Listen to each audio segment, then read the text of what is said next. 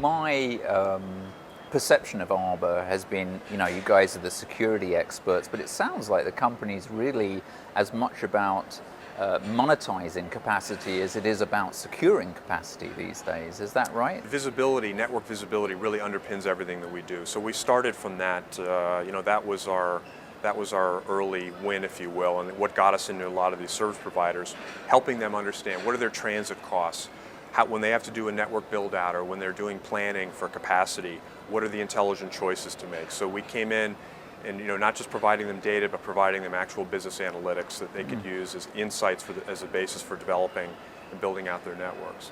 And then the process of doing that, we discovered and we recognized that there were security aspects to that. Now they've got broader infrastructure, they've got more ways that customers, users can get in and out and can access that data. Now also you have a security problem on top of that, and we kind of found our way into the DDoS arena. So tell us about what you see from your service provider customers right now. What are their needs as far as security goes and as far as visibility into their networks? As much as they all would love to think that they are, their business models are wildly diversified and that it will all be about over the top at some point, the reality is their network is their business. That is their core asset. And now we're seeing definitely a much greater interest as well in how do they operationalize services much more rapidly. And this is where virtualization and SDN type concepts start to come into play. Arbor over the course of 2015 has completely virtualized all of our offerings. And now can very flexibly offer, in any, whether they want to buy our appliances or they want to use their own virtual infrastructure, we support that today. Do you think that virtualization makes it easier to do a distributed approach to threat protection, or does it just make the potential for security breaches wider? Absolutely. I mean, how do you make sure that one VNF can't talk to another and can't talk, horizontally and laterally? Within the stack, for example, that's a problem that will be solved and will be evolving over time. But it really is underway. There's a compelling business case for it.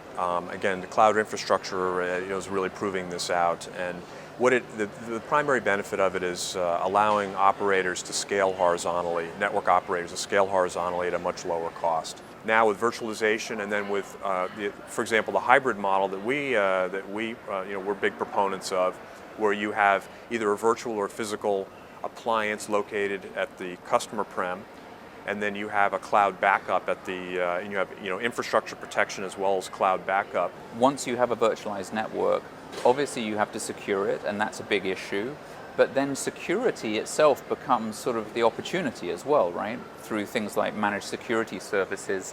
Do you think virtualization accelerates the market for managed security services, or does it make it easier to deploy them? What's the correlation between the two?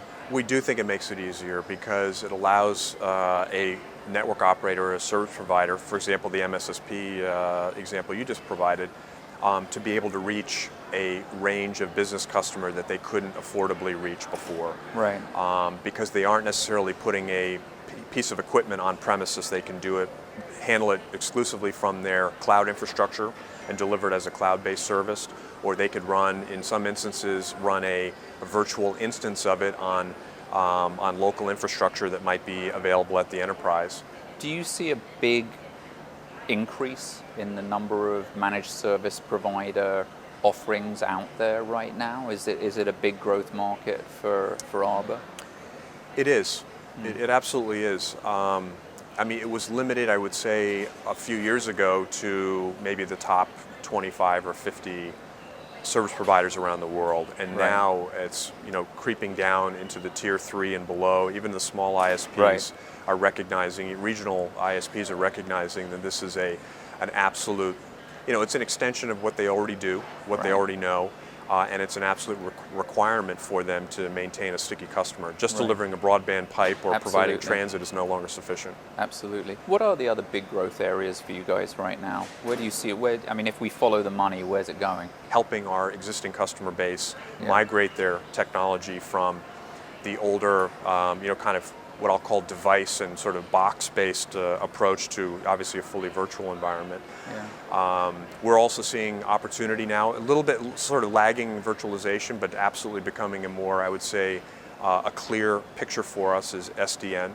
We already support some SDN capability on our DDoS product side, using SDN mechanisms, specifically OpenFlow, for helping control and block large attack activity at the very edges of the network using the existing network infrastructure. Right. So being able to signal to the network and use the network as a tool. Right.